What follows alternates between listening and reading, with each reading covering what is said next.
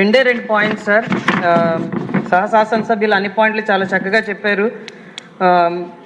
Deputy minister గారు చెప్పినట్టుగా ఆకస్మిక తనిఖీలు అనేవి చాలా ఇంపార్టెంట్ అండి. ఎందుకంటే సీఎం గారమ్మా, డిప్యూటీ చీఫ్ మినిస్టర్ గారు, సారీ అండి, క్షమించండి.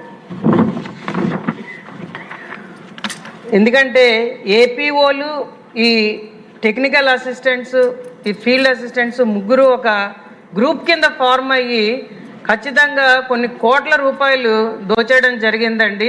అది ప్రత్యక్షంగా జరుగుతున్నా కూడా ఏమీ చేయలేని పరిస్థితిలో ఉన్నామండి. ఇంకొకటి ఏంటంటే జాబ్ కార్డ్స్ కూడా గత 5 ఏళ్లలో అర్హత లేని వాళ్లకు కూడా ఇచ్చి వాళ్ళు ఇంకో పని ఏదో వెళ్ళిపోతున్నా కూడా వాళ్ళ చేత ఇక్కడ పని చేయించినట్టుగా మస్తర్లు వేయడం, గర్భిణీ స్త్రీలకు కూడా మస్తర్లు వేయడం.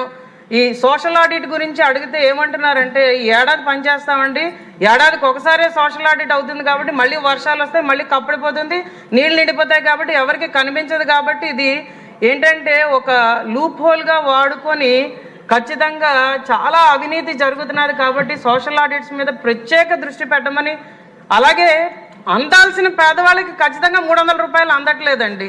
100 దినాలు పని రోజులు కూడా రావట్లేదు. కాబట్టి దాని మీద ప్రత్యేక దృష్టి పెట్టాల్సిన అవసరం ఉంది. కాబట్టి దాని మీద ప్రత్యేక శ్రద్ధ వహించమని కూడా మన